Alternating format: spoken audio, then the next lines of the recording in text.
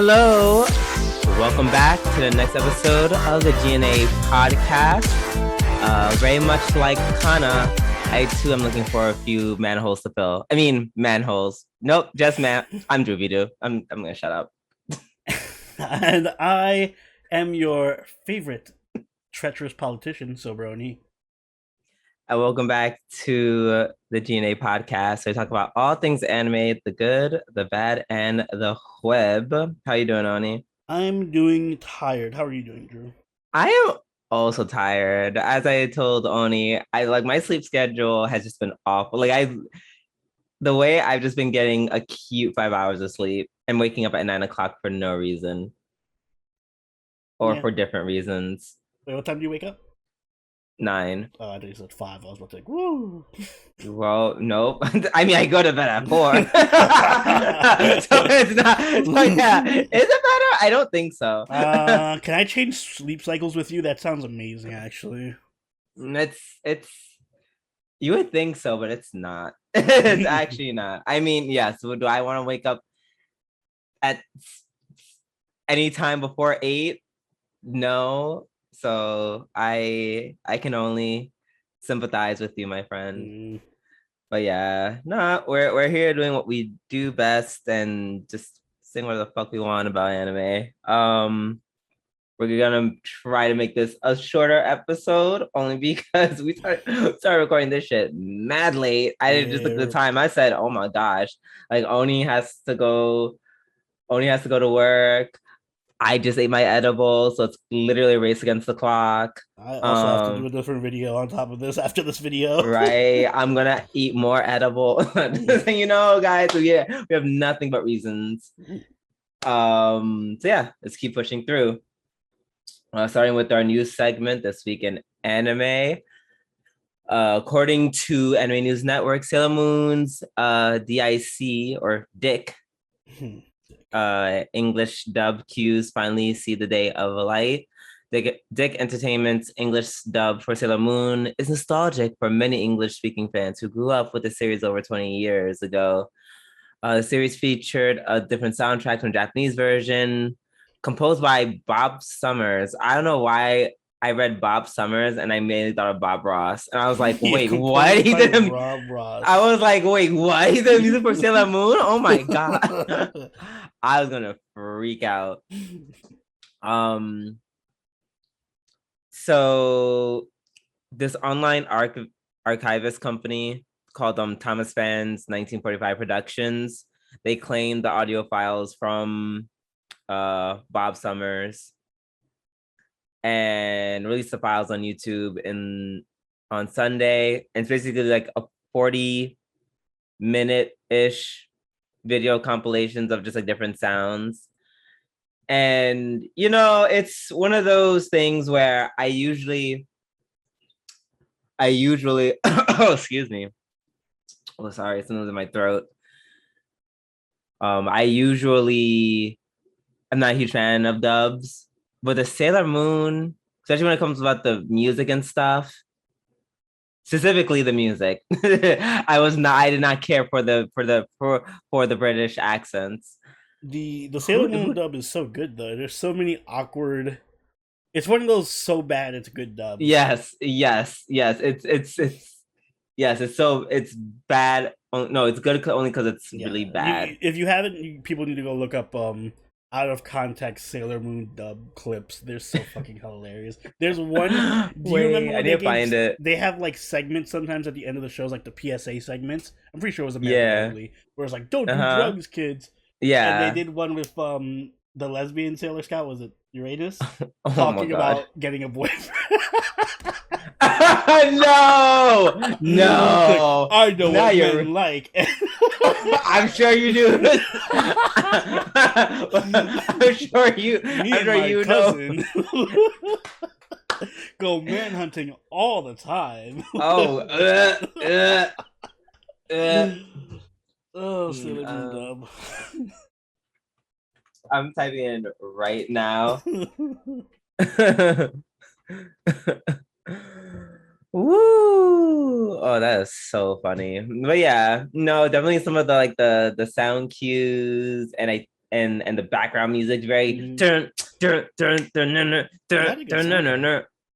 yeah, they had a really good score. So it was nice. Like before I called Oni, definitely was listening to it. I'm just like, nostalgia. Nostalgia overload. Essentially. So yeah, that's my news. What you got for us in your neck of the woods, Oni? As usual, I'm here with the new season announcements. This time, welcome to Demon School. Iruma-kun is getting a third season. What? The second season just finished airing, or I think the last episode is airing soon. So, this is a really underrated sort of slice of life. It's not really. Is it a slice of life? It kind of is. I would say so. Yeah, it is. But it's not like one of those slice of lives where it's like nothing happens and you're just like. It's really wholesome, and there generally is a plot to every episode and stuff. It's a really fun show. It's like they have like these like these 2-episode arcs, essentially. It kind of feels like a cross between like a really low stakes shonen anime and a slice of life anime. Yes, because they do have like little action scenes and stuff.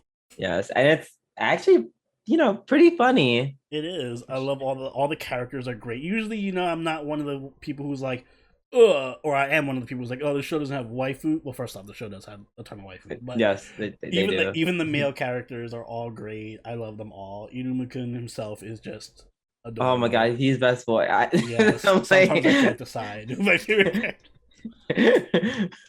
Can he be my son? Can he be my grandson? I want to adopt him. Claire is great. What's her name? I always forget her name. Mary. Oh, the tall one? Yeah, the tall one. Love her. Yeah, just all the characters so fun. Yeah, absolutely. So looking forward to season 3 of that. I'm looking forward to season 2 and then season 3. I'm far behind, but I'm very excited they're doing a season 3. What do we cover it though? Will we cover it though? Depends what that season's looking like. Yeah, it's like it's one of those things where it's like it's a very nice we're and covering fun it. I'm anime. Be like, Clara's so cute. Next episode. right. Exactly. This episode it was fun. I had a great time. I almost kind of don't even remember what happened. Next episode. Pretty much.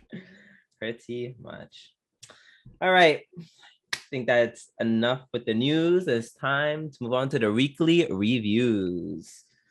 And we're going to be starting off with Slime Season 2, Part 2, Episode 10. Poor Slime. This was a really good episode, but it's not going to be episode of the week because there was a couple of other shows that just had like... I told you, that's what I kept saying. I'm like, you took too long for it. I know, why though? This was a great episode of Slime, but all these other shows were just like, nah, we're going to take the breaks off and just have our best episodes. So Literally. So I can't give it to Slime, even though this is probably the best episode of the season so far. Yeah, definitely. It started off with not Carry On. It started off with what's his face? Clayman basically being like, oh my god, Rimuru did all this stuff. Oh no, Carrion did all this stuff and kind of roped Rimuru in it, but so Rimuru is stupid to fall for his crap. God, so I'm such a victim. We should smite him. I love Clayman as a villain because he's just so hateable. Like they did a really good job of making him a fucking like sleazy piece of shit. Like scummy. Yeah, he comes in there and first off he comes in and starts like abusing Milim and like punching her and shit. And right, literally like, no one. Clayman, you're fucking bitch. Like, get out of here. And then he why? Like, oh, guys, I'm oppressed by the slime and Carrion right now. Right? Excuse me? I'm like, dude, we just saw you, like, punch Milim in the face. Right. Oh, but talk about how you're being oppressed or please scared. Carry on with your obviously fake plan. Your fake story. It's like, you literally just told a tall tale. Girl... Mm-hmm. I like that all the other demon lords obviously know he's lying. He just don't give a shit. They're lying, but they're like, it's like, I feel like to them, it's like the rest it's like the rest of them. It's like watching like the two kids like duke it out. Exactly. It has that vibe of like everyone's at the table for like Thanksgiving dinner, and these two brats are just like arguing, and they're like, "All right, who stole whose toy?" Right, exactly. They don't give a fuck. Yeah, and then he was like, "Oh yeah, and he's so violent." Da, da, da. And then one boy threw the chair at him. He's like, "Bitch, I got your bouncer right here." Yeah, Rimuru was actually kind of badass this episode. Yes, he was. He was not with the shits. He was like, "Nah, he's like, "No, I'm intentionally trying to beat your ass." Yeah. Like they're like, "Oh, we must fight." He's like, "Say less." I almost got Higurashi vibes when he threw that chair. I was like, "Oh no, Rimuru, no, so don't go, don't go, put the chair down." Oh my gosh. And of course, I think the highlight for me was the Shion. Yes, I was to mention it. Yes, the Shion just lays into him. And I'm just like, And I love how he was like, "You're clearly no match for me, but I'll leave you to Shion." She just knocks the living shit out of him. I watched that scene like 3 times. It was great. And then at the end, she's like, "Wait, Rimuru, may I please fight him?" Yeah, he was like, you should after you fucked him up. Yeah, but you beat him up already. Go ahead. You might as well finish what you started.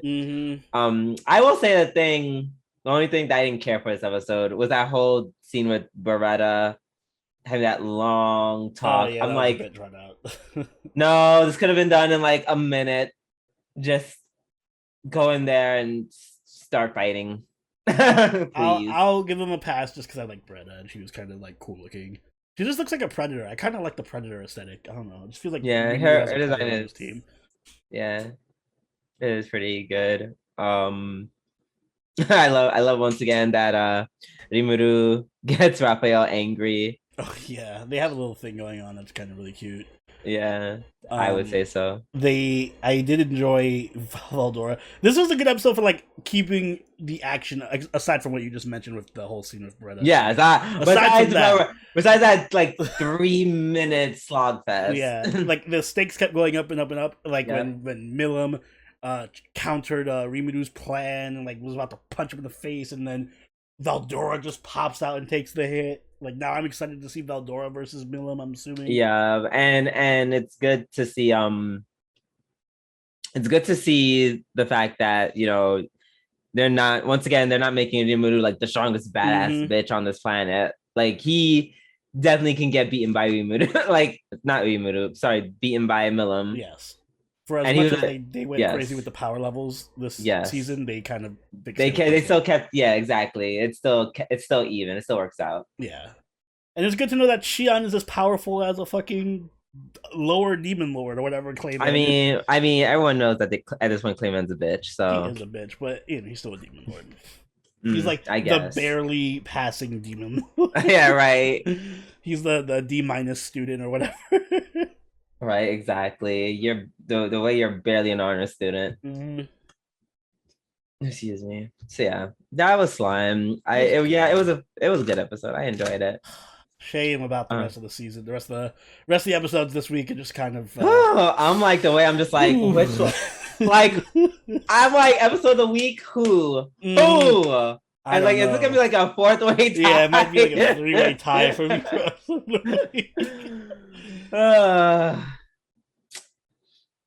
So, do you want to move on? Yes, let's move on. Let's move on to Maidragon S, episode 9. I mean, not episode 9, episode 10.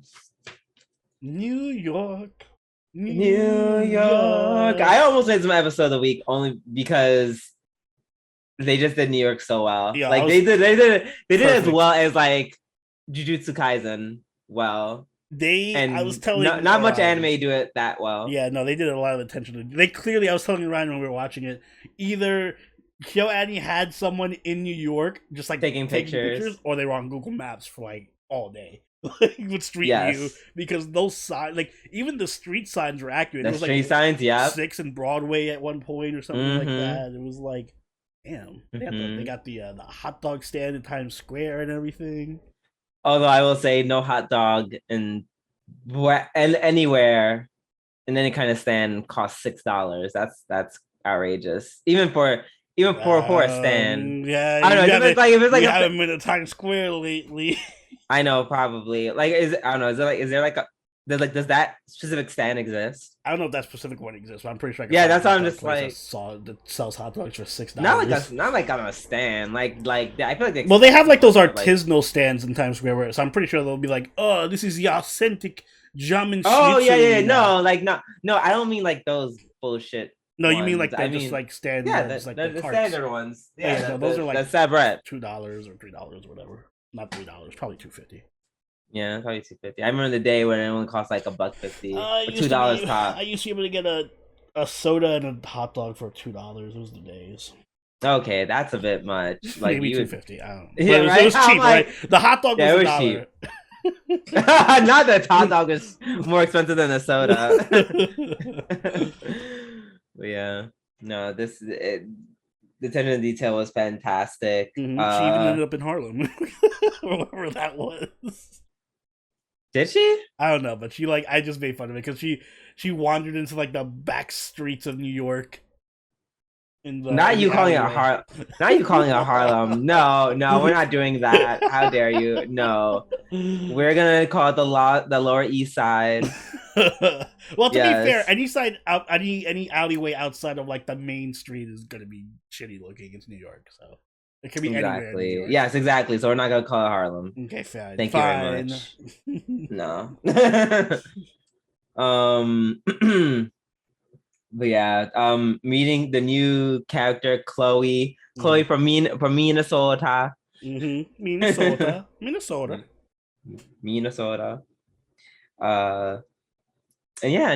And then they kind of had fun. We got to see a bunch of more sites. They showed the piers, which I was on. Yeah, they did. They did a lot of Bryant Park, Central Park. Yeah, usually I expect Central Park, but they showed Bryant Park. Shout out to Bryant. They showed the library too. Yeah, man. Shout out to Bryant Park. Yeah, they and I knew it was Bryant Park because that's where everyone does like yoga and stuff randomly.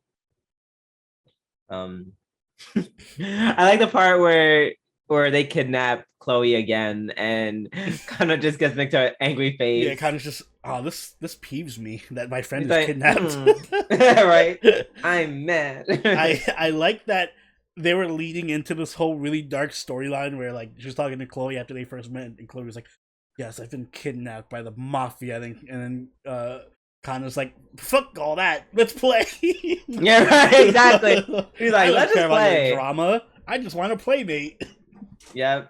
And then Chloe was like, well, she's super strong, and all I gotta do is feed her. I got this. Break out the black card. He's like, homeboy was like, we don't take cards.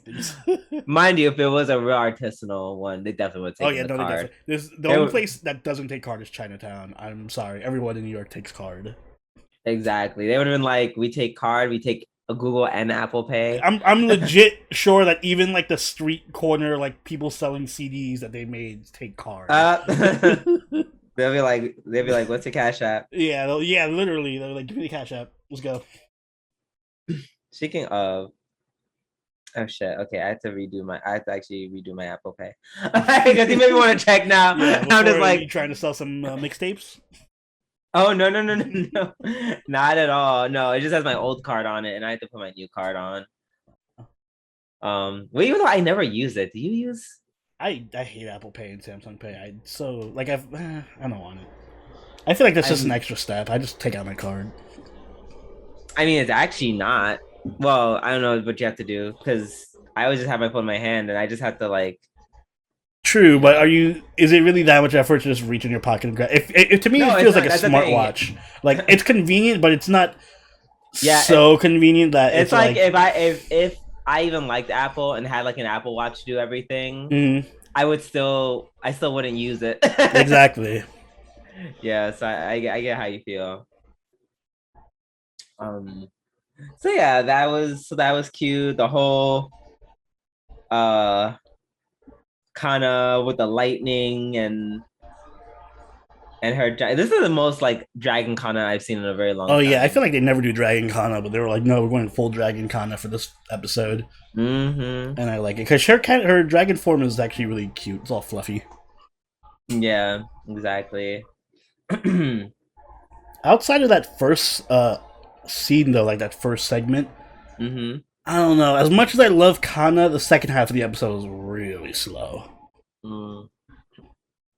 At that, listen, at that point, that was just like this. They just went a hardcore slice of life. That was pure slice of life. Like literally, let's count all the manhole covers in the scene.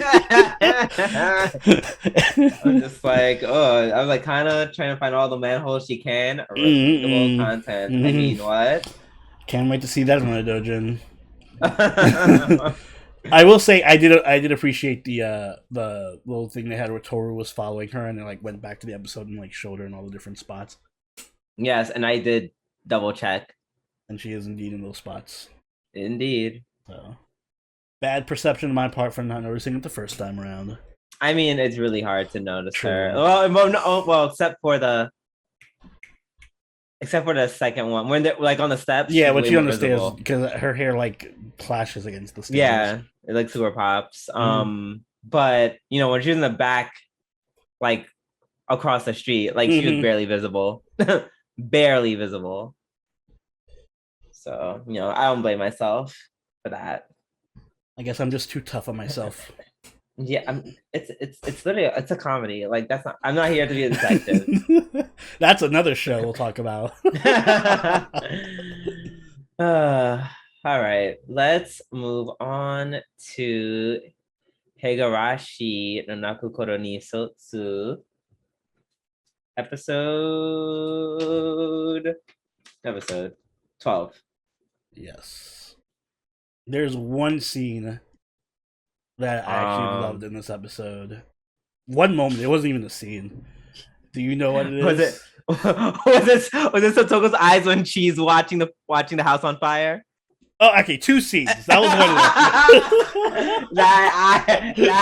that was some like fucking Damien shit. Like, that really was.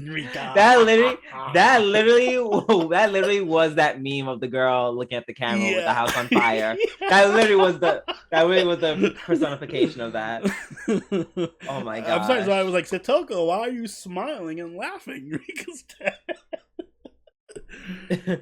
No, it was the scene where Rika gets beheaded and then Satoko just walks in and then Mion's mom is like, oh yeah, I was gonna say that one, yeah. Some Kill Bill shit, and Satoko now just has ultra reflexes and can dodge the swords. Yeah, basically now she's like I don't know, super Satoko. Super Satoko.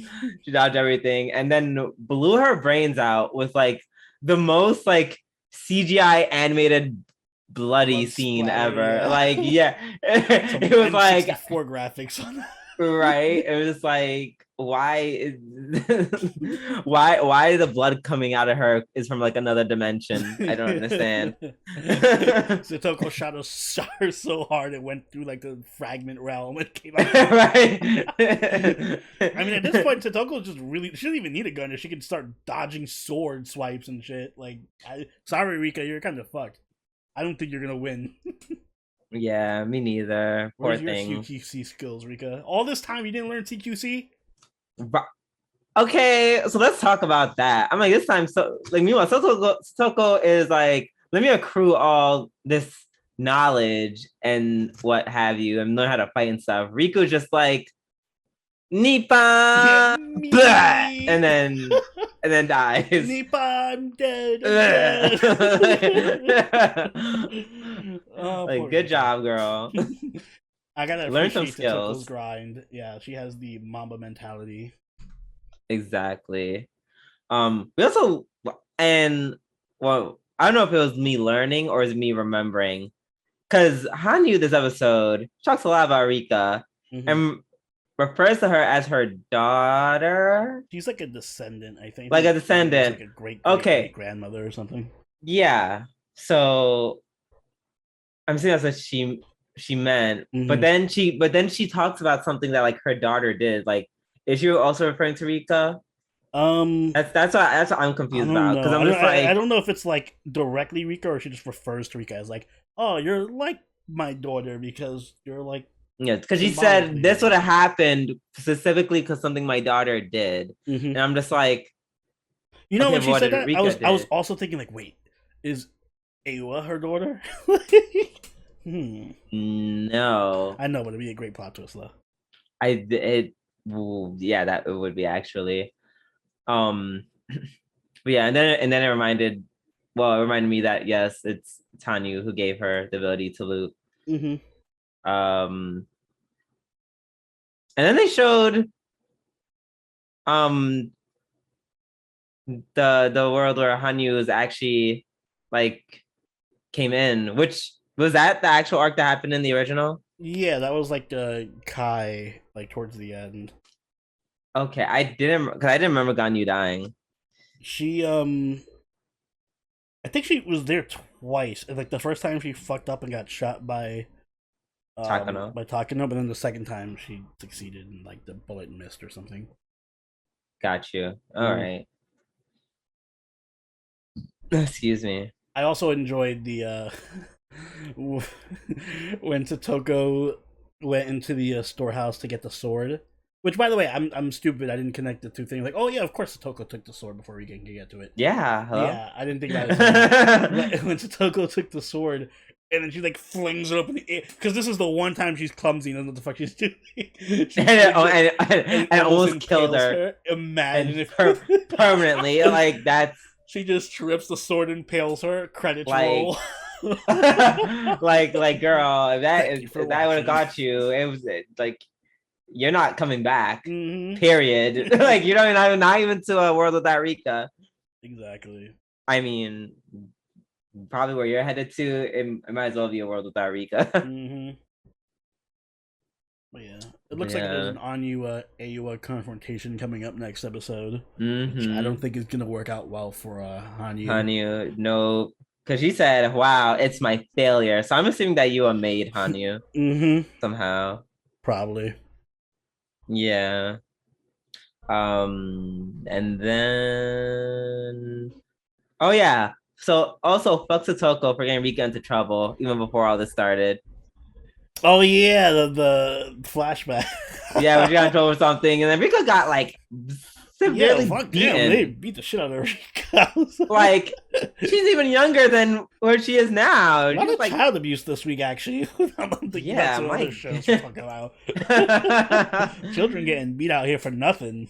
Ooh, absolutely. Mm-mm-mm. But yeah, I'm definitely looking forward to the next episode. Yeah. Indeed. Only 3 left. Only 3 left. All right. Up next, we have Genjitsu Shugi Yuusha no Okoku Saikenki episode 11. This is one of my episodes of the week. Really? Really? This was a great episode. Things popped off. I know. I get. This was legitimately. It was okay, in terms of it things was popping off. It was all right. I'll give you that. I like the war. I like the politics of it all. You know, like I'm here to say I got fooled by the. We both got fooled by Lion, bro. Yeah, by Carmine, who was like, I was on your side the entire time. Yeah. Yeah, no, that was definitely whatchamacallit, a gag. That was a good plot twist. I think for me, I didn't like that the whole thing with Amadonia was resolved so quickly. I think that's the only thing that kind of ruined it for me a little. Like they're like, okay, everything under control. Let's fuck up Amadonia real quick. I mean, the whole army was like, not that. They're idiots. They were like, yeah, let's just put our fucking army in the support this rebellion. Oh, wait, the rebellion's fake? Shit.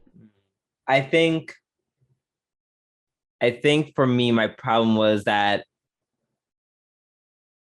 if you're going to be, I don't know, if you're going to be, I think this is just me personally, if you're going to go the whole Game of Thrones route, like, go all in. I want to see I don't want it to be like generic kind of sweeping things under the rug. I want to see actual combative warfare. I want to see people dying. I want my blood. I want my gore. Type of show. It's not, but it should be. They pushed it as far as they could with the whole like slave collars and what's her name, the dragon girl that looks like Charizard is like his prisoner of war now. Which, by the way, those dragons got fucked. They were the only ones that were the real traitors. Like, damn, y'all fucked up. I mean, they kind of got manipulated. True, but they were part of like everyone else's 4D chess game, and they were just like, wait, they really were. They were just puppets. It's just us. Like, imagine siding with the thinking you're on the side with the whole rebellion, and then everyone just turns around and is like, actually, bruh, it's just. I mean, they'll probably get a tap on the wrist. I know, but it's that's what upsets me too. Like, I was hoping they would at least kill the what's his name? What's the main dragon dude's name? Vargas. Yeah, I was hoping they would at least kill him because I feel like he's not as necessary to the story. Who? Sorry, but saying. I mean, I agree. Yeah, especially when he was like, "Oh yeah, my second in command can do everything I can. Just give him your orders." I'm like, oh, all right. Well, it's been real. Yeah, and then you have the girl can just like replace him as like, oh yeah, she can the daughter. Yep. Yeah. I know what you mean. Yeah. Yeah. No, I would say the Carmine part was definitely the highlight when I got them all, and I also made them use all their money. And I plan to make that back through a ransom? Is that Yeah, basically he had all the nobles, like, he was like, hey guys, I'm planning a rebellion. And all the nobles were like, oh cool, we have this hidden stash of money. We're gonna join hire mercenaries. And then the plan was like, oh look, I'm not really rebelling, and all your mercenaries just got captured. So now, we're gonna hostage them. Hold them. To bring back the money that you used to buy them from the other country. So it's basically like taking the money from the nobles and then reallocating it to the king. He just had to get him to like actually shell it out, which is smart. Like, that's what I like. Like, I appreciate the levels of political nuance. Like, they didn't just, and there was like foreshadowing to this and stuff. So it's like nothing just happens for no reason, and it wasn't stupid. Yeah, they definitely did plenty of foreshadowing with like the nobles being terrible people. Exactly. So like, I understand like why you wouldn't like a lot of people. Honestly, this show's not for everyone because I was never expecting there to be like action ever in this type of show. Like, it's all just politics. They're not going to show any warfare or action. It's just going to be politics. Yeah, but it was good. It was still it was still a really good episode. Not my episode of the week, but really good.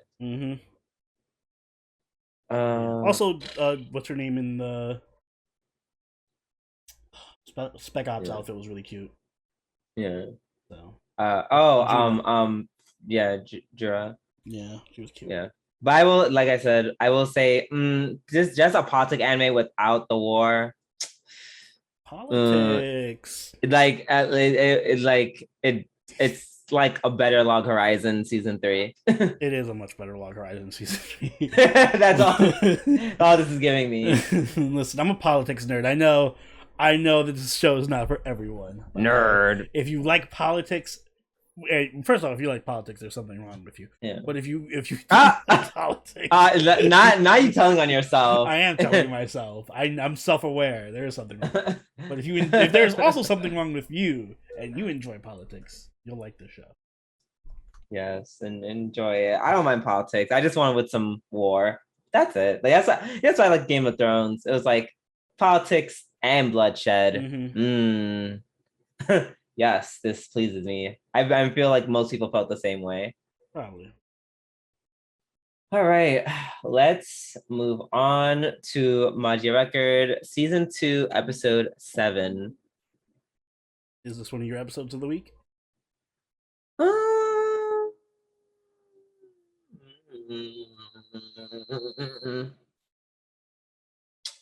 don't know. I don't think so. What? But it was a good.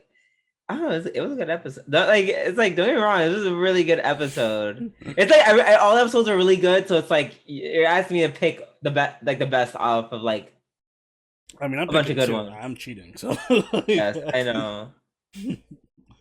I enjoyed this episode a lot. It was good. Mm-hmm. Again, with the movie tier budget, especially at the end of the episode with the final fight scene. Yeah. Wait, oh shit. Did I not see the fight? Is that what happened? Did I not see the fight scene? You didn't see the ending like 4 minutes? No, I definitely did. Yes, I did. Oh shit. Oh no.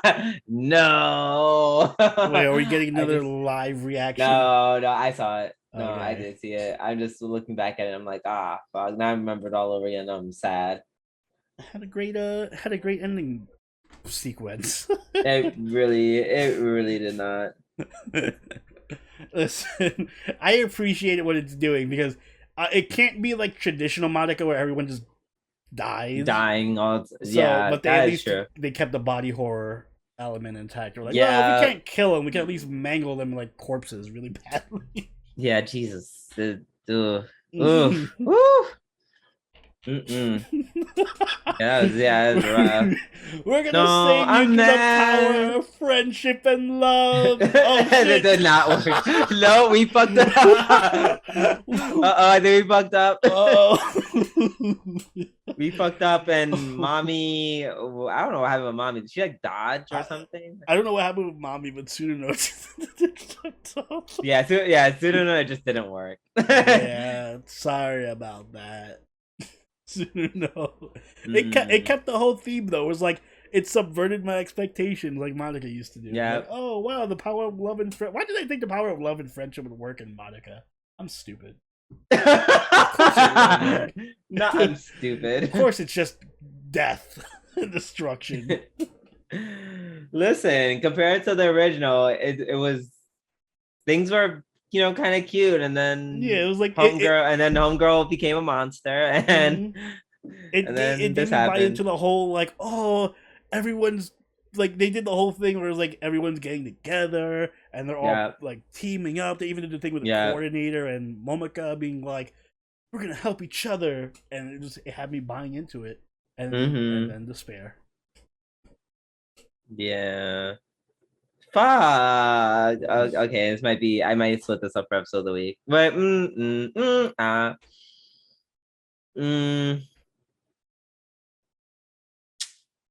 I gonna give it to? I feel like I have to split it between like 3 fucking episodes if I do. Oh no! I think we might argue on one of them then. We definitely might. Excuse me. You guys didn't listen to this podcast to hear what we think about anime. You clearly came here to see which one I like the most and watch me, or not watch me, hear me just like struggle with it and try to work it out. Just like, I don't know. But yeah, as you were saying, the coordinator's past story was interesting and explains a lot about her. She's like, yeah, I can't fight, and which explains why she does what she does. Yeah, I'm surprised by her. I thought she was just gonna be like, I'm actually evil or some shit, but no, it was a surprisingly well done backstory. Also relatable. I did enjoy that it was relatable to the whole situation with a lot of the Madoka characters, so they just feel like, oh, I have to be detached because otherwise, like what's her name, Nachio, like if I get too attached and then the characters die or my friends die, that's gonna be horrible. Yeah, basically. I hope I'm like, so what are the chances that she's gonna die in next episode? Oh, like 100%. She's right. gonna die. I know this is I know this is dangerous, but I'm gonna do it anyway because I uh-huh. want a magical girl. And I ain't falling for that shit again. Nah, she's dead. Yeah, I'm like pouring out for the homie. Rest in peace, coordinator. I like the coordinator too. Yeah, such a Well, shame. either she's going to die or Momika is gonna like sacrifice herself or something. Somebody's dying. No one's living. Someone. Oh, does that sound like a? That sounds like an episode title of How to Get Away with Murder. Someone's like dying. No. That's literally how all their titles are like. Like one could be like, "Oh, you messed up, and now we're dead." Like that's literally how they title their episodes. Oh, it's so funny. Oh my god, can we do a title like that? If I think of one, or if you think of one. Definitely one. Yeah, definitely a very, there's like a flat, like a deadpan, not so happy title. Yeah. Not so happy title for this not so happy episode of Monica. Exactly. All right. Let's move on to everyone's favorite, including Oni's. Anime, Tantei Wa Mou Shindeiru. Nothing even matters. Episode 11. Yeah, I'm gonna make it my episode of the week. I know why. I know because it gave me the good feeling. It gave me the good feeling.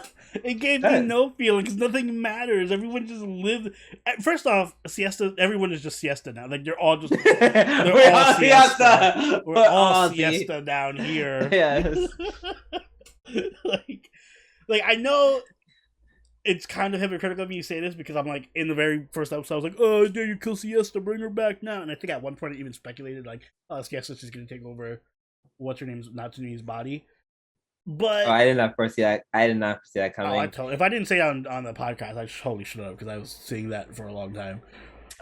But like, does everyone have to be like they're all Siesta? Really? I don't know. And now I kind of feel bad that like Natsume is just not there anymore. Like now, what do they all just share? Do they have like designated days where they can come out and play with Kamihiko? They're just like, I'm Siesta's Tuesdays and Saturdays. I mean, Wednesdays and Thursdays. Like, what's going on? I mean, I think I'm pretty sure not Nagisa is just Alice, but with no memory. Yeah, but she still has. Isn't she still also Nagisa? No, she's I'm pretty sure she's Alice. But like that's Alice. Where did that body come from? That's Hell. That's Hell's body. Her hair just got longer as the time went on. So then, what about Nagisa's personality? Because it's not the same as Alice's personality. She literally, she did not know who she was, so she just kind of just became who Nagisa is. Things just happen. Sure, why not? They're all just the same person. They all just get mixed characters. I mean, I feel like that was an explanation, but it was. It's just a nonsensical explanation that was like. Listen, I suspect so for me, I already accepted that this anime was gonna have very nonsensical thing because, we could just when it comes to logic, we could just stop. Okay. At Nagisa taking over people's, personalities with her fucking heart of all things. Yeah, so. I don't mind nonsensical things. I just I want stakes and consistency and a reason for me to care. Because I mean, if Siesta could just come back and just be part of everyone's collective conscience or whatever, I'm like, oh, okay, then she's never gonna die. I can't care about the characters. I don't know. I feel like there's no reason for me to care about any of the characters. I haven't had enough of a emotional investment into any of them. They just kind of come and go, and things just happen. Whatever's convenient for the plot just happens. I feel I don't know. I think the reason why I give this an episode of the week for me was because I finally got that goodbye scene that I wanted. Mm-hmm. I did not get last episode where they just killed her and they're like, oh, here's a heart, it's going into me, excuse me. And I was like, what the fuck? But I guess he was like, ha ha ha. No, I feel like it's person last week's episode was Persona, the either the generic or bad ending, and then this was like the perfect ending episode.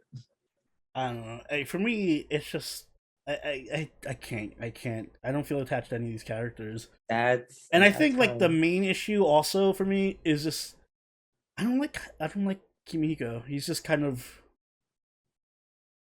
boring. Like he doesn't have a personality per se. He's just there, which is weird because I feel like sometimes they try to give him a personality, and he like sometimes he is cool and witty and stuff. I feel like other times he's just there. Like I feel like he started off. Yeah, he started off very interesting, or at least someone like potential because of his whole. You know what I think they kind of just they use the writer used his little quirk thing that was special about him. And then once they used it to establish a plot, they're like, okay, we're gonna forget about that part. Now he's just sounding bored for Siesta. Now he's and the rest of the cast, dude, pretty much. Yeah, I feel like this is one of those shows that's probably like a really interesting novel that'd be really fun to read because the novel I'm sure makes much more sense. And is like I am developing the characters. But I want to make it. I'm gonna make it very. Oh, sorry. Finish your statement. The novel is probably gonna do a way better job at like establishing the characters and building the plot and stuff. This is just one of those things that doesn't translate well into an anime. Yeah, agreed. Like I'm agreeing with you. I'm just saying, for my personal satisfaction, I enjoyed it. I'm like, yes, this anime clearly has very obvious painful flaws. So this is like your this is like because it's kind of like Kuzuno Honkai, but like not Kuzuno Honkai. I was gonna make God of High School. Wait, I feel like this is God of High School. Kind of like you both have the same narrative consistency. Okay. Wait, Chotomate. I mean, that's a stretch. Oh, I did care more about some of the characters in God of High School. I don't know. I don't know. Siesta's better than most of the cast. But Siesta's literally it's kind of ironic that she is everyone in the show because she's the only one carrying the show. So she might as well be every character. They all just realize that she's carrying the show and they're like, no, I said Siesta's better than most of the cast from God of High School. Yes, she could be. Anyways, she could be. She is. She probably is in the novel. Like she.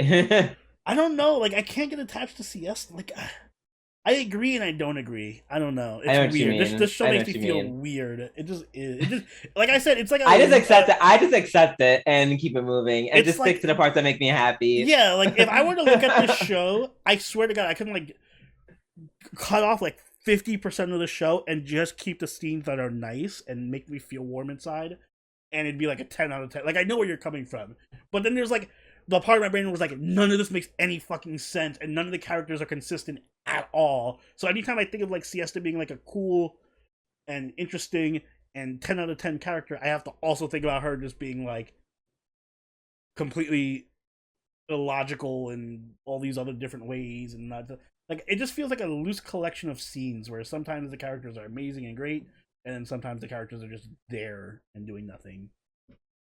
I don't know. It's just I've never been so conflicted on a show. You really are. It's really, really hard to formulate how I feel about this show. I'm literally hearing your brain go like 50 miles per hour. It feels like it feels like they just copy and pasted scenes from the novel onto the show and didn't change anything. Like because sometimes the characters will talk for like 20 minutes and I'm like, you should have totally cut this down for like the show. Like even here in this episode, there was a shit ton of talking between in the first half, and there wasn't actually much action except for the what's her name shooting from the helicopter, Charlotte. Fucking Char. Fucking Char. Oh my god. Who also needed more screen time because Char's great. I don't know, like this show would have been so much better if it was just Char. It was just Char, Kimihiko, and Siesta just fucking going around solving crimes. That is potentially true, but without all this unnecessary complication thrown in there. I don't know. Like solving crimes, but also fighting. I think that was your point. That was your problem, and I think that's something I realized from very early on. This show, it's going to have that hint of mystery, which it did, but it's not gonna be like a detective show. Like this is like she's not she's a detective, but she's not a detective. But then sometimes it is a good detective show. It is like they have really good reveals. Yeah, and then other times it's not. I'm so confused. Like I feel like if I think most of the reveals are pretty good. Well, I mean, I was really happy with this. Really I was happy with this reveal only because Siesta's like got to see Siesta do stuff and be like, "Hi, I'm Siesta." And I feel like if you just want a show that's pretty and has like witty dialogue and cute characters, and you do not care at all about, which is usually me, because usually I'm I just want cute characters and witty dialogue, and I don't give a shit about the plot. Like, I don't know why. I don't know why I feel about why I feel. Yeah, I guess there's swapping roles here. I think it's because there's so many other like reliable anime. Like I'm fine with this. I feel like because I see the potential in it. Like it's trying to do something, and I'm like, wow, this has some really good ideas and stuff. And then it just ends up not doing anything with them, and I'm like, oh, you're just making mediocre anime, aren't you? Why are you living below your potential? Oof! You're choosing this. You're choosing to be average. How dare you? It's like when you have a son. Like this is a really dark analogy, but like if you have multiple children, and then you see one is like a genius, and then the other two are just kind of like not geniuses, and they just end up like squandering their talents and like working in doing whatever, and then you look at your one genius son and he just like, whatever, I'm gonna follow my brothers, and you're just like, listen, I expected that from them, but not from you. It's fine, I still love them and they're living up to what I expected of them, but you had so much more potential. Don't sink below your level. I don't know, it's a dark analogy, but I mean it could have been worse. Like when you said children, I'm just like, oh God, please don't let anyone die. please do not kill anyone in this analogy. Like, if this was just a random harem show, I'd be like, yes, 8 out of 10. It was great. All the girls are cute, and I love Siesta. But because it's like has like these little sparks of being like a good, legit detective show, I'm like, oh, just please try to be a good detective show, please. No. Yeah, I think maybe the show would have been better if it had like the sci-fi tag added to it. Definitely. Oh yeah. Because sci-fi is fun. Like and I peeped that from like very early on, so I'm just like I think I just adjusted my expectations accordingly and was able to move. It sure hurts my brain and my feelings. Yeah, you know what? And somehow I think you will be just fine. Yeah, probably. All right, last and certainly not least, My Hero Academia season 5 episode 23, which I'm assuming is our other episode of the week. Yeah, speaking of dark and killing children. Yeah. God.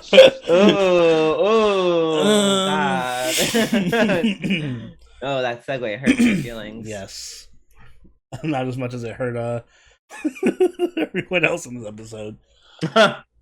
So many reveals in this episode. Yes.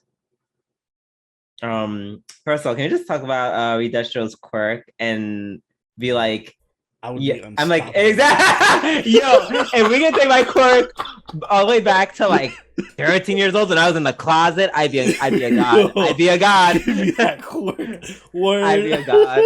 I would be a god. Powerless power or tier list change. We Destro's power, but with your stress level, you just beat All Might. I just can't. I would blow on that bitch and he would disintegrate. He's like, I have the power of all these heroes, and you're like, I've been in the closet forever. I've been in the closet for my whole life. Die. Beat his Texas smash. Right. It's like, I've been in the closet forever. Homophobia is a thing. I'm also black in America. COVID. I can't compete. Yeah, clearly the problem with Reed Estros, he needs to adjust his lifestyle to be more miserable. Clearly, I mean, hey, he's apparently not. Apparently, the stress of your dad's failed ambitions is enough to beat the shit out of Tomoda. Mm-hmm. By the way, that scene where he just goes flying is hilarious because that's so unrealistic. Like, I'm like, why do you think that, like, it looks like he's just orbiting into space? why does he keep showing him just rotating? Like, we get it. He went flying. Like, it's gonna just keep flying forever. Just go on forever. Oh yeah, that was so funny. There's obviously a lot of parallels between Tomura and Deku. I appreciated that. Like, they both wanted to be heroes, but they grew up in households that were like, even their parents are kind of similar, just in very different ways. Like, I mean, one's a little more abusive than the other. Yeah, I mean, like I said, very different ways, but like Deku's mom was just like, you don't have a quirk, so you can't be a hero, and I don't want to like I think at one point they even said the same line, like Tomura was like, I just wanted you to tell me that I could be a hero, and then Deku said the same thing. I wanted you to tell me that. So like they kind of is similar in that circumstance, but everything else is completely different. Yeah, no, Tomura grew up in a really shitty household. Yeah, like they literally everyone just like stood there while he got abused by his dad. Yeah, and I kind of love that Hero Academia does this, where it makes like really blurs the lines between like hero and villain, because well, obviously the dad's an asshole, but even like he's an asshole because his mother was a hero that like abandoned him. Yeah. And Tomura was a villain, but he's only a villain because of like the cycle of abuse that he went through, and not knowing how to control his powers and just being really unlucky with his powers. Oh my god, when he killed the dog, no, poor dog. That was the worst part for me, honestly. They didn't have to show all the. I thought his quirk just made people like disappear in ash, not turn to bloody piles. Nope, it is truly decay. Yeah, not petrify. Poor Hana or whatever her name was, just like his sister. Yeah, even though his sister wasn't shit for what she did. True, but still, like, yeah, she didn't deserve that. The dad is a. I would say the dad. I would say the dad, even to an extent, the mom. Yeah, although the mom did die, like trying to hug him, which was kind of sad. Like she was like, that was sad and sweet, but definitely should have. It shouldn't have gotten to that point where she was like, "No, you can't be." Da, da, da. I'm like, girl, the abuse started way before he slapped. Slapped Tomoda. I kind of feel bad for the grandparents because like it's not their job to parent. Like, I mean, yes, should they also have said something potentially? But it was really hard to watch that scene where the dog died, and then like Hana comes out to like apologize because I'm like, Tomura's know it's gonna happen. Face was just like, what the fuck's going on? Like I bought into that whole like, imagine how scared and confused you would be. You would be as a child if you like killed your dog and don't know why, and then you're freaking out, and then you're watching your sister freak out. Exactly, and then like. But then it kind of got a little bit funny because people just kept coming and showing up. It reminded me of like those scenes where like you accidentally kill someone in like Hitman, and then somebody's like, "Hey, I see you," and then you kill that person, and somebody else like, "What the fuck is going on over there?" Like, stop seeing me murder people. Stop coming out here. Basically. Oh my god, yeah, that was pretty funny. Yeah. Damn it, his powers like really exploded. No one else in the neighborhood questioned that. Like, damn, there's a lot going on down the street, honey. Yeah, and then of course for last mistake, let me attack my son. Oh yeah, fuck him. He should have died harder. Why didn't you see his body explode or whatever? I don't know, but that was a cool pose when he's standing over his dad's corpse with like the smile and the blood. Like it was very creepy, but also cool. If you're into that. Yeah, I'm into vengeance. Yeah, I'm also into vengeance. Oh yeah. Also, did we know that what's her Hmm. name is I guess what's her name? All Might's predecessor, Nana. That was her, That was her. right? Yeah. So she's Tomura's Okay. grandmother. Oh wow. Oh wow, wow, wow, wow. Wow. Small world. Mm-hmm. Which makes me wonder if All Might has any kind of. I probably not. I don't think he would have ever met Tomura or anything. But Yeah, if he probably did, not. Mm-mm. Yeah, that was pretty cool. For the lower building and whatnot. Hmm. Man, I don't know. I just think about it, and I'm just like,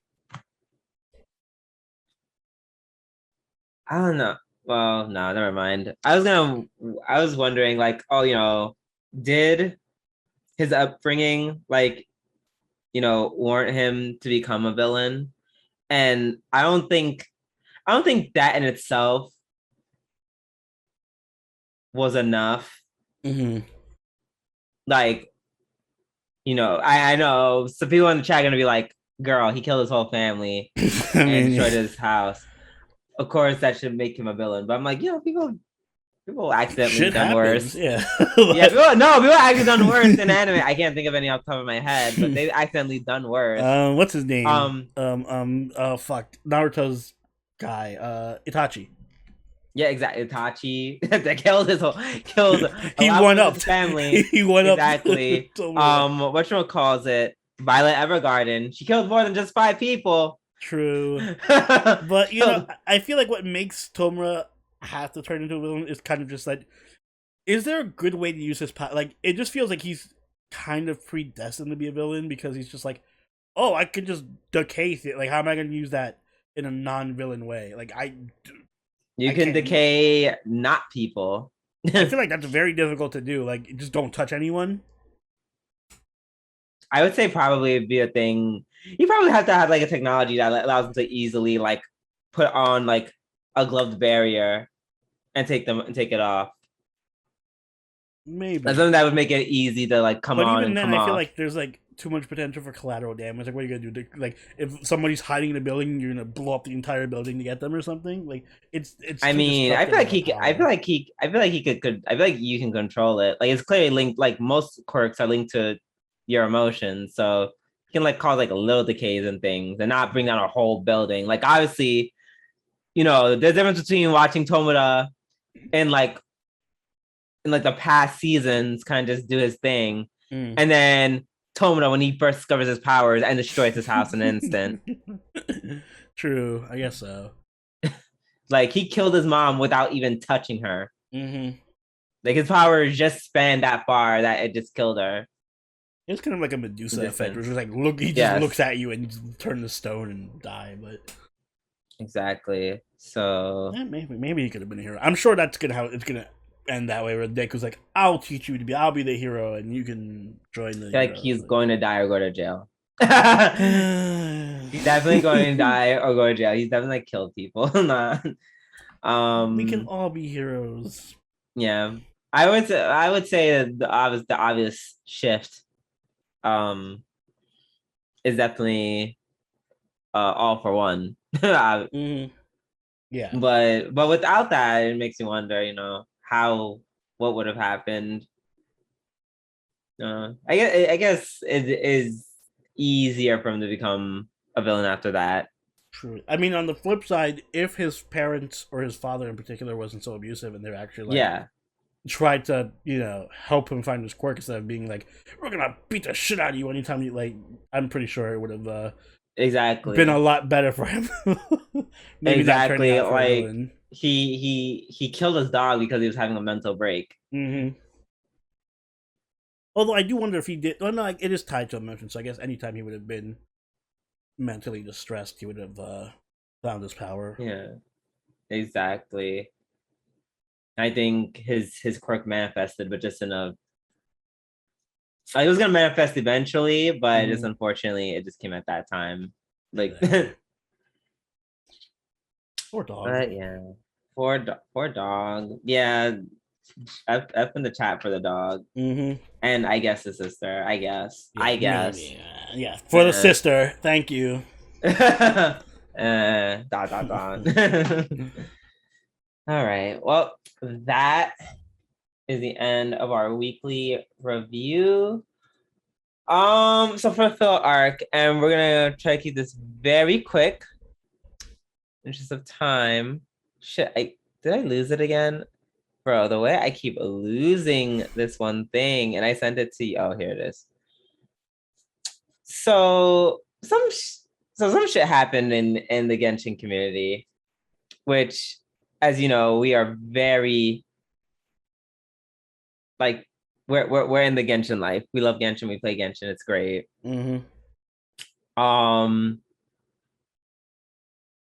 Now some dude by the name of Kylor Ren, no, Spanish speaking guy, presumably I think from Latin America. I don't know what was up his butt that day, but he was just like, hey, let's just hate on Asian people for no reason. Mind you, it's like you're playing a game made by these same people you are shitting on. Like he's specifically the Chinese, I believe. And I'm just like, but the Chinese made this make it make sense. Right. And so I saw homeboy, I think I saw this YouTube video first. And then I didn't watch the whole YouTube video because it's like, he's like, whoa, racism is bad. And I'm like, girl, I know. I've been there, done that. So I watched the Twitch. I clicked on like the Twitter link. And I just hear this guy that's like just going balls to the wall talking about like, oh yeah, I worked for this one Chinese guy and he sucked because yada yada yada racism.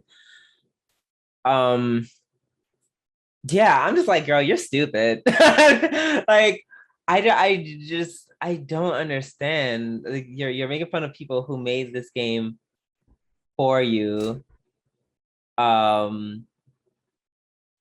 Maybe don't. Also, people try to defend him and be like, oh, well, he kind of said it in a different, they're trying to say that there's like a language barrier thing. And so just, shout out to the Spanish speaking people who showed up for Atsu, the guy who made the video on this. And I'll post in the description for reference. But shout out to the people who are actually being like, nope, he said this messed up shit. Nope, he meant what he meant. Like, which is really cool. This is a moment of like, different people from different communities kind of coming together to say, fuck you. I briefly have mentioned before, definitely moments where, whether it's on stream or this podcast, this is, the rising casual hate against Asian people ever since the whole COVID outbreak, due to very ignorant stereotypes that are being projected by very loud and very wrong people. Yeah, no, it's just really cool seeing people just being like, trash. Speaking of, one of the people who spoke up about it is our homeboy Andraxis. Hey. Andraxis is a fellow FGO content creator, and he primarily streams in Spanish. Yeah. I had the pleasure. I had the pleasure this year of playing. What did I play? What's the name of the game? Among Us with him. That must have been a long time ago. It was earlier this year. Yeah, it was earlier this year. So, and just really seemed like a really cool dude overall. And I'm glad. I'm glad I was right about my initial assessment about him. So shout out to Andraxis for being like, hey, yeah, this is not who we are. Like homeboy is just being just So yeah, go. I just want to like go pound the back to the Genshin community, just going over and just telling racist people to go where they need to go. Exactly. Fuck off, racist people. Fuck off, racist people. So yeah, I just want to bring it to your attention, and I know people who are listening to this could have been like, "Oh God, you're not talking about racism," but it's like, yes, I am. Especially when it has to do with games that we all play. But this is something that ended on a positive note. Which isn't always the case, so that's good. Yes. So, that is my 2 cents about it. Oni, do you have anything to add? I'm not as familiar with the situation, so not necessarily. But I'm glad everyone brought attention to it, though. Yes. Yes, we all gotta stick together, get each other's backs.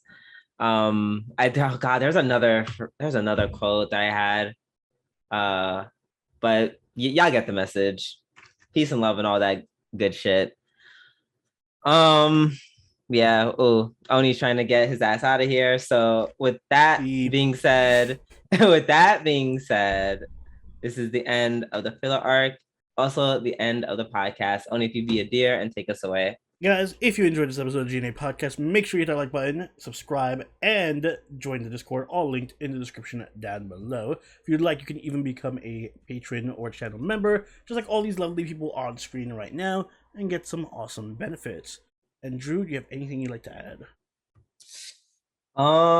Speaking of Genshin, I'm probably gonna farm for more ball things, so I can't wait to suffer. I just finished leveling her, so now I gotta actually farm her artifacts and wait, you finished wedding her? Leveling.